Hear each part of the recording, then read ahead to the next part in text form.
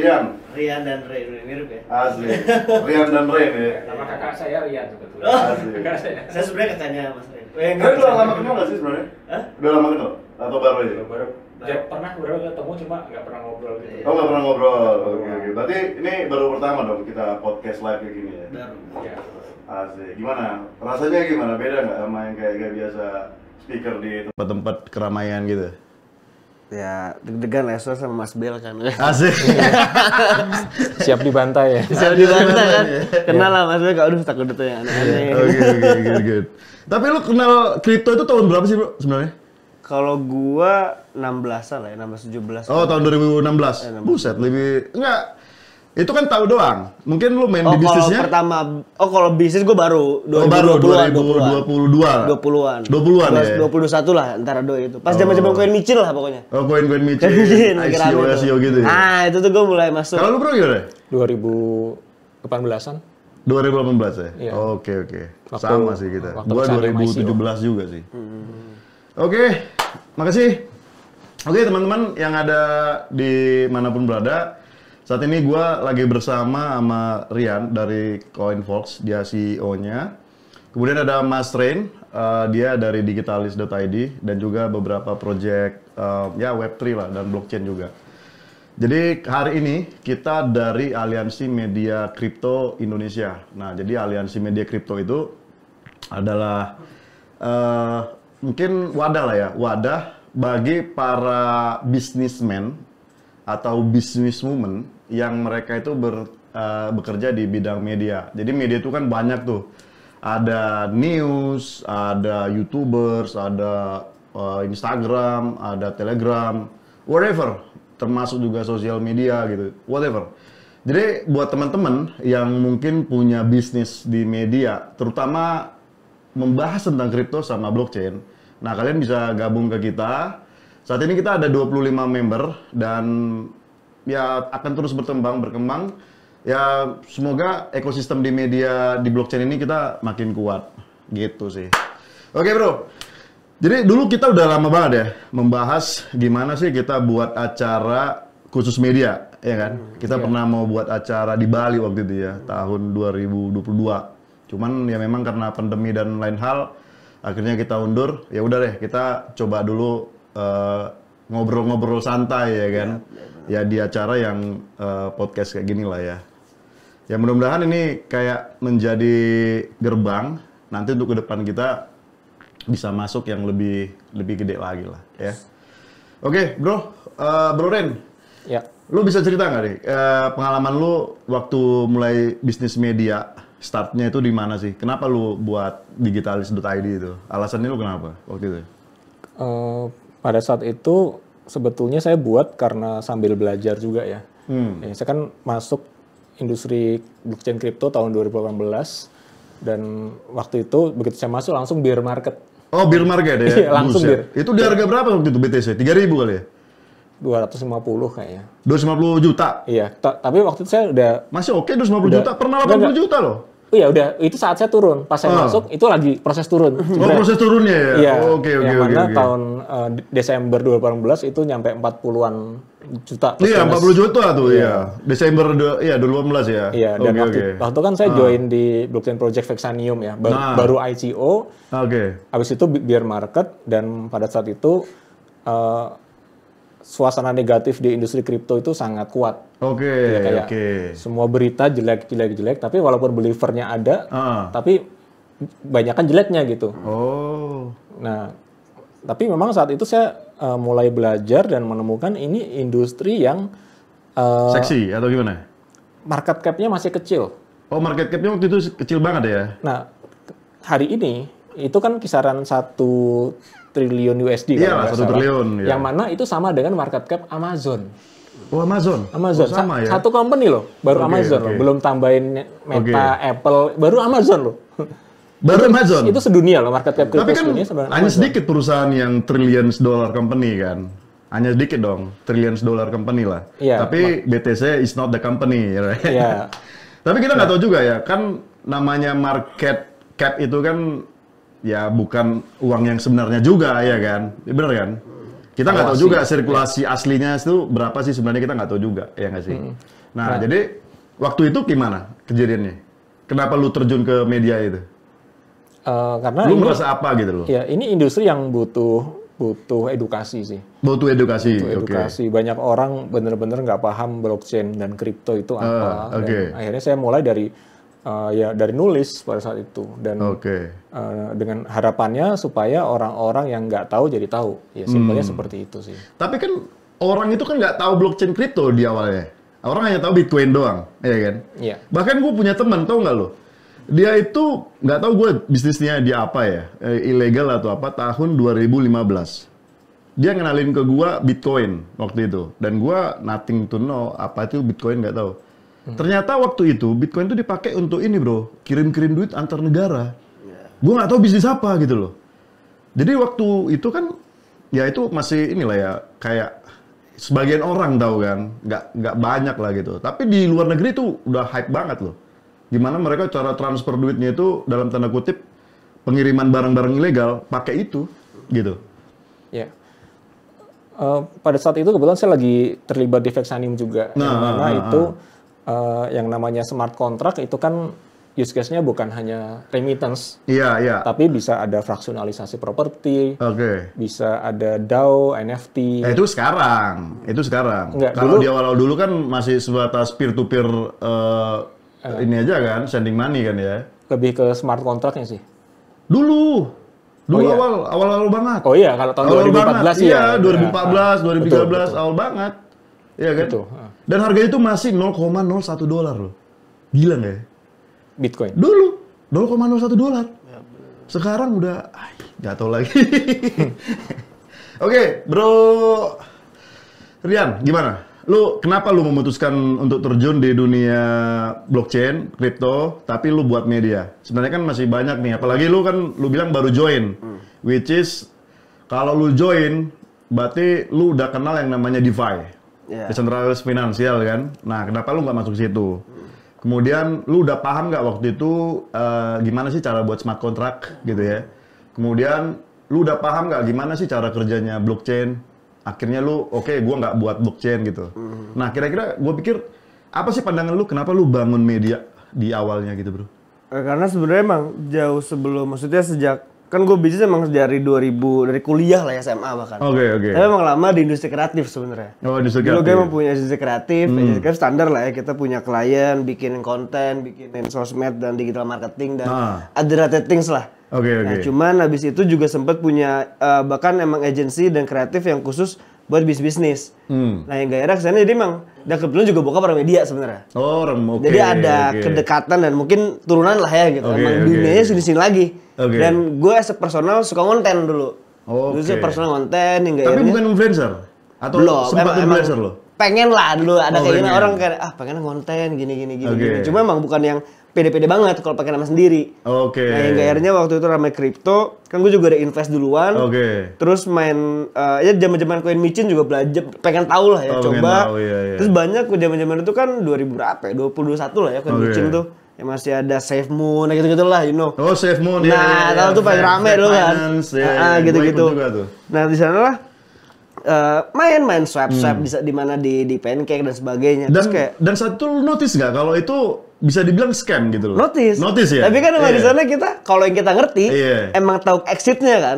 Gue beli, tahu momennya langsung cabut. Tapi kan banyak temen-temen gue ikut-ikutan kayak, waduh gue rugi. Tapi kan memang mostly kayak Bro Ren sama, kan kita ngelihat bahwa kayak gini tuh kan memang dari dulu juga begitu bro. Nah itu. Karena kita udah mikir, gue masuk di awal, gue pasti untung di akhir. Tapi kalau gue masuk di akhir, udah selesai kita, selesai. Nah makanya di sana lah gue aim kayak bikin dan di sana posisinya media masih banyak yang kayak ya udah media umumnya. Gue bikin yang kayak awal-awal tuh kita emang dikenalnya kayak orang yang kita media yang ngomong apa adanya gitu. Once ini nggak bener, gue bakal bilang nggak bener. Termasuk dulu bahkan kita Koinfo waktu awal beberapa tuh biasanya koin-koin lokal kita senggol sebenarnya. Senggol juga. Beberapa lah sekarang udah ada penjara gitu kan. Nah, itu sempet bahkan kita di repost kayak wah ini kok koin anak bangsa dijelek-jelekin sama media ini gitu. Tapi ya itu resiko kita dan emang awalnya break the barrier aja kayak udah gue pengen bikin media yang emang kalau salah gue bilang salah gitu. Kalau bagus gue bilang bagus gitu. Tapi ngomongin soal media, ini kan kita mau bahasnya tentang ini gimana sih peran media? Ya, benar. Bagaimana menghancurkan ataupun mensukseskan sebuah token, iya nggak sih? Benar. Itu sebenarnya kunci utamanya di media loh. Bang Ren, dulu kan pernah di startup ya? Lu pernah cerita nggak waktu yang koin daily sosial ya, yang bicara startup? Kalau nggak ada dia, mungkin startup nggak akan bangkit. Ya kan, lu pernah punya pernyataan begitu kan? Dari sisi lu gimana tuh ceritanya, bro? Ya, jadi saya cerita lagi tentang itu. Jadi Daily Social kan diinvest oleh Jarum. Oh, Jarum Group. Ada Dani Oi di dalamnya. Nah, Dani Oi itu pernah bilang, ini kalau Daily Social nggak hidup, startup Indonesia juga nggak akan hidup. Nggak akan hidup juga. Ya, itu kalimat muncul tahun 2010-an kalau nggak salah. Akhirnya mereka invest di Daily Social dan dibantu. Dan saat itu juga kayak TIA juga udah ada kan, tapi dari Jepang, iya nggak? Tesinasia kan, Jepang Singapura. Dulu. Tapi begitu booming, masuk Daily Social, masuk Tesinasia, itu booming banget waktu itu startup. Iya, startup Indonesia. Jadi startup Indonesia itu pernah naik tahun 2010, 2012. Terus 2013 tuh turun banget. Banyak media nanya ke saya, ini startup Indonesia lagi mati ya? Saya bilang enggak. Enggak, cuman karena pemberitaannya aja kurang. Pemberitaannya kurang gitu dan situasinya saat itu juga market cap-nya masih pada rendah. Belum banyak yang muncul. Berarti kita setuju dong kalau media itu sebenarnya adalah katalis, ya kan? Sebagai katalis atau kalau kita buat makan itu micinnya, bro. Sebagai ini penyedap rasanya, ya nggak sih? Sebuah project. Menurut saya iya betul. Iya kan? Tapi ada satu faktor lagi yang mungkin lebih kuat atau sama kuat ya, namanya market maker. Market maker benar. Iya. Wah itu mah udah permainan para whales. Tapi secara bahasa kita nggak bisa masuk ke dalam sana dong. Iya. Dalam artian market maker dalam artian penggiring opini lah, bukan penggiring opini kan. Bukan market maker dalam artian kan kalau market maker di yang real kan dia yang naro gitu kan duit. Nah ini mungkin market maker konteksnya kayak kita yang nge-bring wave baru gitu loh gitu ibaratnya. Tapi jangan salah loh. Kayak gua dengar kayak Cointelegraph itu lu kalau mau posting sesuatu itu harganya hampir $15.000 bro. Dan orang luar itu berani bayar karena mereka yakin kalau gua posting di Cointelegraph atau Coindex itu 15.000 bro sekali posting. PR yang kita bilang ya kita tahu sendirilah harga di Indonesia gimana kan. Mereka berusaha untuk itu untuk mendapatkan itu tadi FOMO tadi bro. Gitu loh. Artinya peran media itu sangat bergantung penuh terhadap proyek itu. Gitu loh. Nah, kalau kalian sendiri gimana menanggapinya hal itu? Apakah benar-benar memang itu sebagai ujung tombak? Atau gimana gitu? Karena kalau ngeliat Indonesia sendiri, lu tahu sendiri lah, kita to be honest lah ya. Sebenarnya Indonesia project itu kan banyak ya. Banyak. Apalagi exchange sekarang. Sekarang udah ada 25 exchange-nya. Tapi pernah nggak mereka ngasih kabar ke kita? Pernah nggak mereka merasa bahwa oke, ini media gue pengen mau burst mengenai press release gue gitu? Pernah nggak? Nggak pernah. Karena gue pernah dengar bahwa mereka menganggap bahwa impression dari news itu kosong bro. Nah itu gimana? Kalau menurut kalian gimana itu? Kalau saya lihat media itu fungsinya adalah trust ya. Meningkatkan trust terhadap suatu project dengan asumsinya medianya nggak asal terima ya. Kan bisa aja project scam bayar 5 juta berapa 4 juta scam juga. Scam juga. Nah dengan asumsi memang kebanyakan media di Indonesia tuh tidak ikutan nyekemin audiensnya lah. Tapi memang ya fungsinya di trust itu. Jadi kalau nih kalian jujur nih, misal nih lu tahu nih berita bahwa sebuah koin lokal ini ya tanda kutip scam. Tapi mereka berusaha untuk terus melakukan campaign. Nah, kira-kira dari lu, Bro Rin, lu mau nggak dibayar untuk publish yang bagus tentang mereka? Ke gua? Dari lu. Secara honestly lah. Iya. Ini mungkin yang pertama enggak. Dan jujur ya, waktu zaman-zaman itu kita sering dapat email. Bahkan gue nggak enak nyebut merek lah ya. Beberapa koin lokal juga sempat kita senggol. Ya kadang kan jatuh politik ya jadinya. Kayak gue nyenggol, dia bakal berusaha untuk ngebaikin gue. Ada beberapa kali yang kayak di offer bla bla bla ya. Gue milih enggak sih, karena menurut gue media kan yang paling susah kayak tadi ya. Trust dalam artian kita suka kredibel. Once kita dikenal sebagai netral dan juga ya netral lah. Dan once kita salah offside gitu kan, udah. Kita orang gak akan trust lagi ke kita gitu kan. Dari audiens gak trust, B2B juga gak trust gitu kan. Mereka kalau gue sih lebih milih enggak sih. Makanya jujur kalau kalian perhatiin di TikTok, kan kita paling gede di TikTok lah ya CoinFox. Itu jarang ada ads pun, kalian bisa lihat brandnya kayak apa gitu. Karena kita agak selektif di sana sih sebenarnya. Kita lebih selektif untuk milih beberapa company emang kalau mau advertising atau placement, kita ngecek juga bahkan kayak dari merekanya gimana gitu. Tapi kayak sekarang namanya media itu kan banyak juga ya sekarang ya, udah berkembang ya, bukan hanya news kan. Kita bisa main di TikTok, main di Instagram, main di YouTube, ya kan. Kemudian main di Twitch juga, saya pernah dengar. Ada juga yang di podcast, ya kan. Nah jadi memang bisnis media yang gua pikir itu sih luas banget dan banyak banget, ya nggak sih? Nah, jadi kalau menurut kalian paling efektif di mana tuh kita untuk membroadcast project-project gitu loh. Kira-kira dari mana? Dari Bro gimana? Kalau menurut saya sih untuk mencari audiens sebanyak-banyaknya itu TikTok dan Instagram ya. Tapi ya at the end itu audiens, mungkin audiens recehan ya. Recehan, ya, bikin konten lucu-lucu atau yang asik-asik gitu ya. Tapi kalau ngomongin trust kayaknya nggak di situ ya. Trust mungkin artikel dulu terus dilemparnya di Instagram. Itu menurut saya, tapi nggak tahu kalau menurut Mas Rian gimana? Gimana menurut lu? Sebenarnya kembali ke fokus medianya sih ya. Kayak contoh kalau pertama fokus medianya, kedua sebenarnya emang udah ada istilah sebenarnya multi platform media kan. Dimana sebenarnya kayak kita pun CoinFox sebenarnya sekarang lagi fokus gimana caranya kita nge-create satu konten, tapi itu kita bisa distribute kemana-mana gitu. Contoh, berarti satu konten bisa ke Instagram, itu TikTok, kan, jadi blus semua gitu ya. Makanya kita biasa tag kayak video gini nih. Itu pasti editor gue bakal bikin versi TikToknya, versi shortnya, YouTube, Reels, sama bahkan di-up ke artikel sama tim editor gue. Nah, itu pertama multi platform. Nah kedua sebenarnya kalau industri Web3 ya, ini kita ngomongin misalnya media kripto. Lu fokusnya ke mana nih? Kayak tadi ya, itu kan banyak ya. DeFi, NFT, kripto. Kalau lu mau jadi yang NFT banget misalnya ya, kayak ada beberapa media-media kan yang rame, AlphaCall atau apa. Dia mungkin di Twitter. NFT misalnya. Atau kalau lu mau umum ya, coba di semua. Menurut gua kalau namanya media harus semuanya. Cuman lu fokusnya di mana gitu. Kayak kita mungkin teman-teman di sini yang LSM ini juga kita tahu lah. Kita ngomongin kriptois pasti tahu di YouTube gitu kan. Besarnya. Gue juga emang gak di sana karena belum kuat misalnya gitu kan. Ya udah gua Republik Rupiah itu kuatnya di YouTube. Dan gue kebetulan kalau kata gue sih lu coba semuanya, lihat mana yang duluan. Nah kalau gue kan ternyata TikTok nih yang duluan nge-boomnya ya udah. Gue booming sana aja ibaratnya gitu. Karena kan ujung-ujungnya ads-nya di sana kan gitu. Itu dari sana. Tapi ini gue sangat menarik ya dengan pernyataan kalian bahwa sebuah media itu harus netral. Harus netral dan idealis. Dan lebih mengarahkan sebuah berita yang bersifatnya universal. Nah pertanyaan gue, itu revenue kita dari mana bro? Dari mana nih pendapatan kita? Nah, dalam tanda kutip gini ya, gue ngomongnya gini. Misalnya nih ada project, kita tahu nih scam. Tapi dia berani bayar mahal. Bro, gue mau dong, posting dong. Gue bayar 10 juta. Ya kan? Gue mau ini posting. Nah, itu kan berlawanan dengan prinsip kita bro. Dari sisi kita media, kita butuh operasional. Ya kan? Tapi dari sisi hati nurani, nih gue tahu nih akan bawa orang ke jurang.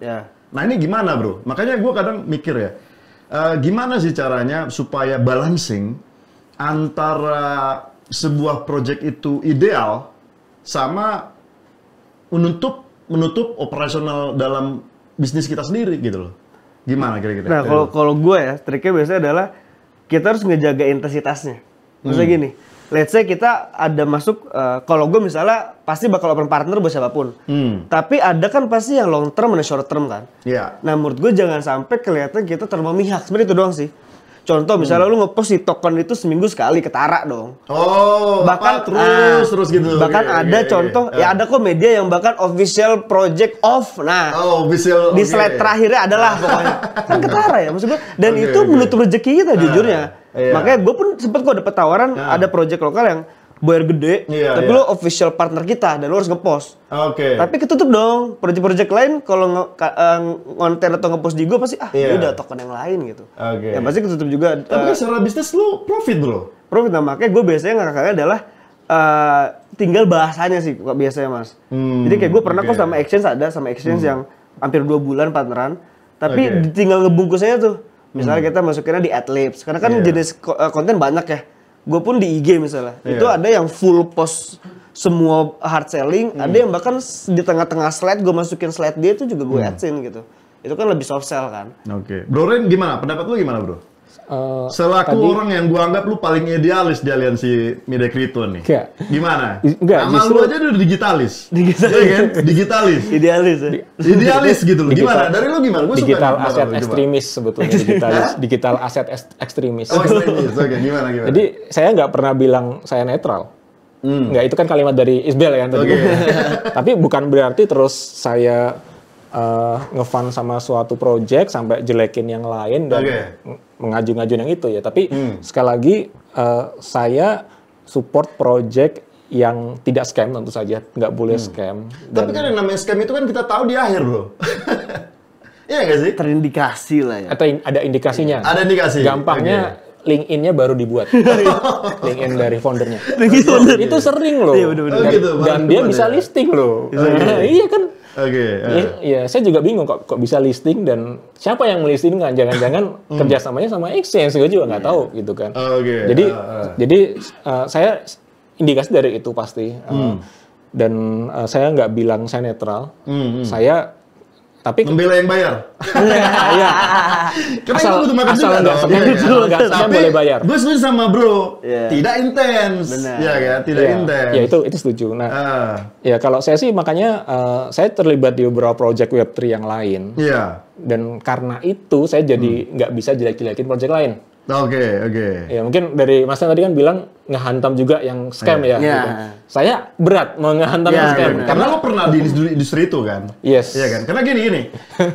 Kita kan di aliansi media kripto kan ada misalkan CEO atau vendornya itu kan yang berangkat dari buat bisnis selain media kripto. Betul. Ya kan kayak Bro Ren kan pernah di Vexanium lama sampai sekarang juga kan, sama buat collectible NFT marketplace juga.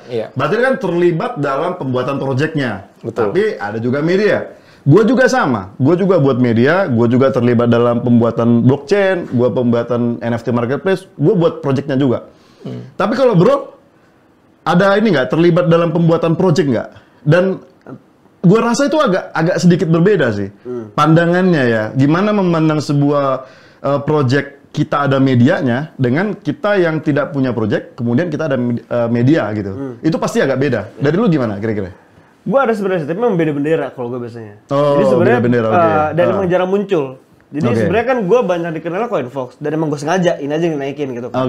Di baliknya sebenarnya gue ada kalau pernah dengar namanya Oxlab sebenarnya. Sekarang ada namanya kan gue di Bandung yang CTO kita. Jadi CTO gue di CoinFox itu emang dia developer Web3. Nah daripada gue bawa nama bendera yang sama, jadi aneh dong gitu kan. Masa CoinFox ada CoinFox Dev misalnya gitu kan. Gue bikin nama Oxlab. Dan emang itu software house. Sejauh ini kita udah ada 3 lah project NFT gitu kan, termasuk dulu sempat pertama lokal, terus ya masih jalan sampai sekarang sih. Kita lagi raise fund juga buat Gajah Society namanya di Y Kambas. Nah itu project sama Boy ya, sama Boy sama teman-teman Gajah Kripto juga yang ke Korea tahu lah sama Boy juga gitu. Terus ada Delisi dan beberapa project NFT yang memang bahkan nggak kita klaim-klaim juga. Jadi kita banyak ada software house juga, cuma lebih ke arah software house memang. Jadi bukan yang ngedevelop brand baru, tapi kita biasanya klien-klien masuknya. Oh iya. Artinya kan mengerjakan project orang dong ya? Iya gitu. Kalau bikin token kebetulan belum. Jadi lebih karena nge-build. Terakhir ada dari ada salah satu institusi pendidikan lah buat bikin metaverse. Yaudah kita ngerancang desainnya ibaratnya kayak gitu. Oke, gua muter lagi ya, balik di awal. Dulu waktu kejatuhannya Luna, ya kan, sama kejatuhan FTX itu, gue baca-baca, ternyata peran media itu gila loh waktu itu bro. Lu tau nggak FTX atau Luna, gue nggak tahu ya, FTX kali ya. Itu yang bocorin si Alameda, ya, yang bocorin si Alameda ternyata dalam tanda kutip 2 kaki, yang dia istilahnya menjual si FT tokennya, kemudian diganti menjadi aset yang bener, yang kayak BTC USDT, itu dibongkar sama CoinDesk. Nah waktu itu dibongkar, itu nggak nyampe seminggu hancur tuh. Gila nggak sih? Makanya gue bilang jangan pernah main-main sama media tuh. Jadi buat project jangan pernah main-main sama media, karena begitu media udah bersuara selesai bro. Selesai. Sam bangkrut kan? Bukan bangkrut sih, dia punya duit lah. Cuman dari harta 10 billion dia masuk orang bilioner ya di Amerika, menjadi milioner dalam tempo seminggu. Luna juga sama. Luna waktu itu kan hancurnya gara-gara ini kan, yang dia ngepost itu kan. Masih ingat nggak kalian? Gue Luna agak lupa sih. Luna lupa. Si Do Kwon, Deka kan. Nah itu kan dia posting di Twitter. Dia kayak sombong gitu, menantang ini kan, untuk bertaruh kan. Masih ingat nggak? Ada nggak kalian tahu itu? Iya kan? Dia bertaruh di Twitter. Ayo taruhan kalau harga si apa dulu dia? Luna kan? Luna sama Westi kan? Westi ya. Akan naik berkali-kali lipat. Oh itu sombong banget dia tuh di Twitter tuh ngomong itu. Habis itu udah selesai deh. Nah gitu. Jadi gue bilang bahwa sebagus-bagusnya sebuah project atau seburuk-buruknya sebuah project itu gua paling yakin bahwa itu akan dipengaruhi oleh media. Kan gitu ya. Nah sekarang bagaimana kita media kan sebenarnya pengennya banyak orang yang datang ke kita, ya nggak sih? Banyak pembaca kita. Nah cuman itu tadi agak berseberangan bagaimana antara satu sisi bisnis dan satu sisi netralitas. Dalam netralitas ini artinya sebagai educator gitu loh. Paham nggak kira-kira? Sebagai educator. Namanya educator kan ya istilahnya pahlawan tanpa jasa. Ya kan? Guru itu kan pahlawan tanpa jasa. Sama kayak education, memberikan pengarahan, memberikan penjelasan. Cuman, apa yang nggak ada yang buruk di dunia nih? Semua ada yang buruk dan ada yang baik. Itu kenapa ya kan? Layarnya hilang ya? Tapi di sini masih sih. Masih ya? Oke. Itu hilang? Masih ada. Oh ada deh. Oke. Oke bro, sekarang kita mau bahas yang lain lagi nih. Terkait dengan seberapa besar media itu bisa dianggap sebagai utilitas. Definisi utilitas tuh apa ya? Utilitas kan kayak kita beli makanan, kita kasih duit ya kan.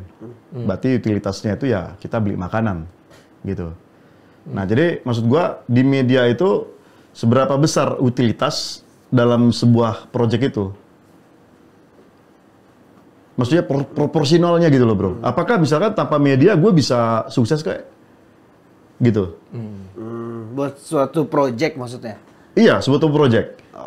Maksudnya gini, porsinya dia untuk berkomunikasi, untuk mungkin bermarketing gitu ya, itu seberapa besar proporsionalnya menurut kalian?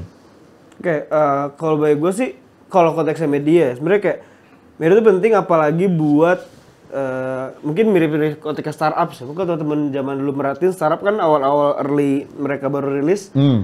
Mereka press release aja kan di website-nya ditulis biasanya kan has seen on gitu kan. Media apa-apa gitu kan. Jadi sebenarnya menurut gue sih penting untuk mereka bisa ngelakuin pertama itu ya. Ngetes apakah, karena kan beberapa media juga nggak semua nerima kan. Karena kayak gue pun bantu press release orang kan, kalau umum misalnya ya, konteks umum kan ada yang dia ngecek dulu kan, nggak bisa dinaikin gitu kan. Tapi lu pernah tolak? Gua pernah. Mas Rin pernah tolak? Ada yang pernah. Oh pernah tolak juga? Oke. Nah, jadi kayak lebih karena menurut gue utility, maksudnya utilitas dari media buat project kayak gimana caranya lu bisa dapat trust dari orang kan pertama gitu kan. Dan kedua ya kalau medianya juga punya trust gitu kan. Medianya misalnya gede, lu bisa ngambil brand media gitu kan. Gue udah diliput loh sama si A misalnya gitu. Iya. Biasanya gitu. Bisa diklaim kan. Kayak press release, media covering lah bahasa-bahasanya kan. Has covered on bla bla bla bla. Terus yang kedua ya kalau media itu juga punya community yang kuat, udah. Itu kan double aja kan. Lu juga bisa dapat blast information dari mereka gitu kan. Perpanjangan tangan lah kayak tadi kata ini Mas Bel kan, gimana mereka bisa nge-reach out lebih luas aja. Mas Rin gimana menurut lo? Ya East Venture itu invest ke Tekin Asia dengan harapan supaya startup yang diinvest oleh East Venture bisa diliput dan bisa exit. Bisa exit. Karena yang baca Tekin Asia juga banyak venture capital regional kan, Asia gitu kan. Dan bahkan orang kan bangga banget ya, benar nggak sih?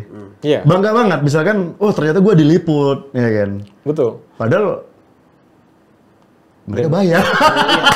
Iya, benar. Iya. Tapi iya kan, padahal mereka bayar, ya kan? Makanya gini ya, gue dulu sebelum gue tahu, gue di media, sebelum gue tahu, ini orang tampil di majalah gitu ya, ini orang tampil Forbes apa gitu ya. Gue kadang tanya, ini bayar atau memang ini benar-benar kayaknya gue tahu gitu ya, kayaknya kan? gue tahu itu orangnya. Karena gue sendiri ditawarin kadang-kadang bro, banyak banget dari luar negeri itu entah buat event apa, award apa, gue ditawarin. Padahal gue kan merasa kan, proyek gue kan abal-abal ya kan. Ada proyek gue buat abal-abal, tapi kok ditawarin award gitu. Berarti gue pikir apakah ini sama dengan yang lain gitu loh. Gue nggak tahu. Tuh yang mau bayar tuh mungkin mau ICO, jadi butuh tayang. BU. Oke. Mungkin kita ngobrolnya bentar lagi ya, 5 menit lagi ya. Oke. Closing statement lah dari Bro Rain dan Bro Rian. Gimana? Closing Sana, Bro. statement.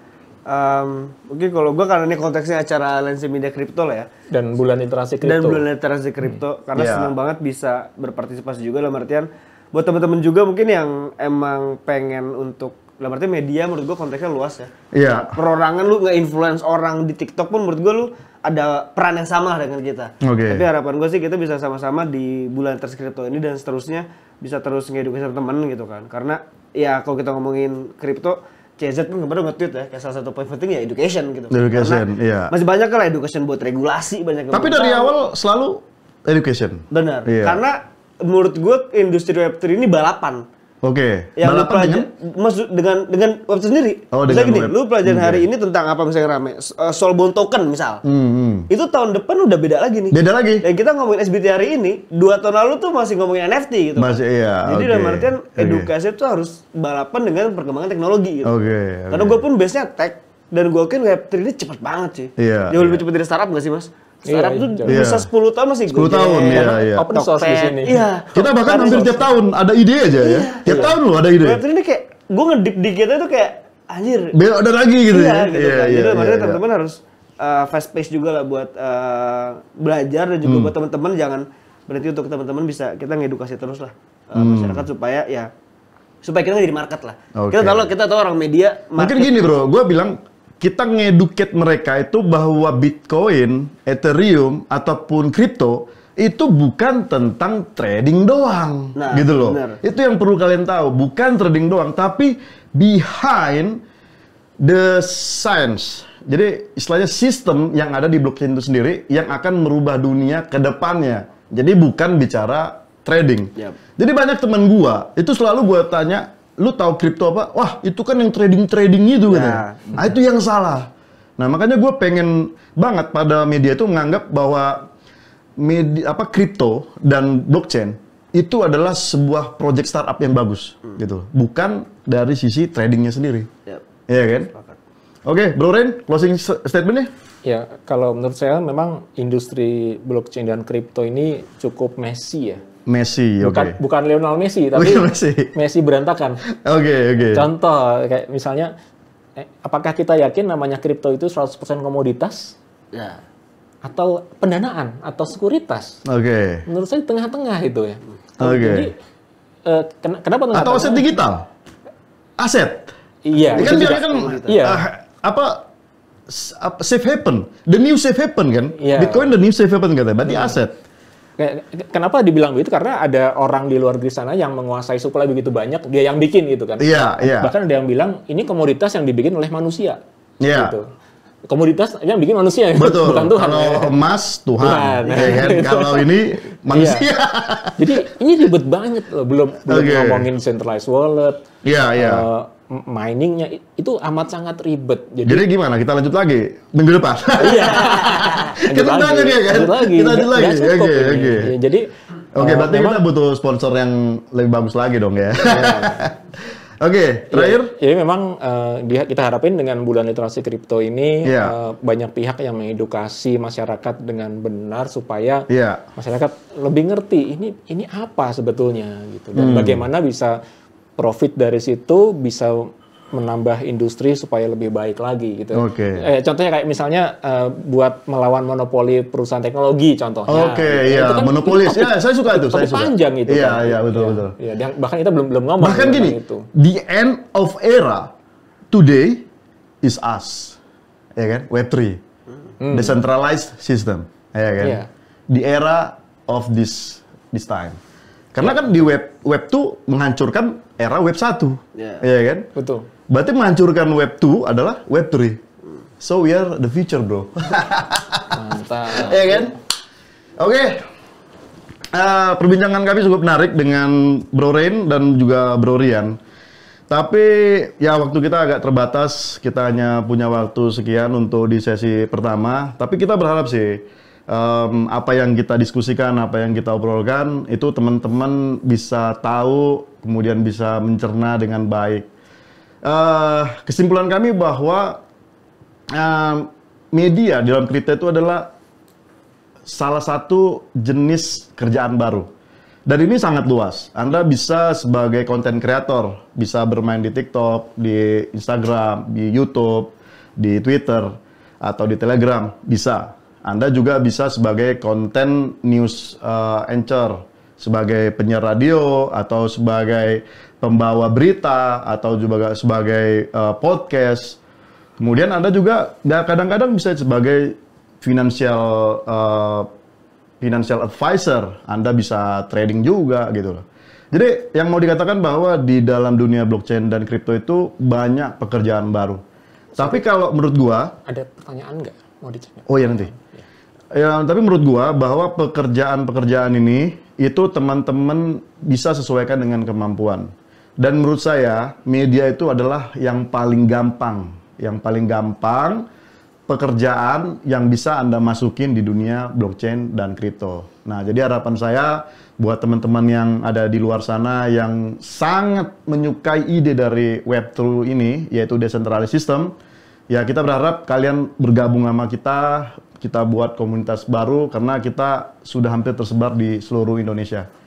Dan untuk itu, untuk sesi pertama kita tutup, kita mengucapkan terima kasih buat supportnya dari Kementerian Perdagangan, dari Kemendak, kemudian dari ASPA Krindo, dari Asosiasi Pedagang Aset Kripto Indonesia, kemudian untuk penyelenggara acara Bulan Literasi Kripto Indonesia tahun 2023. Acara ini sendiri disupport oleh Indonesian dan Blockfest dan media partner semuanya yang mungkin saya sebut satu persatu.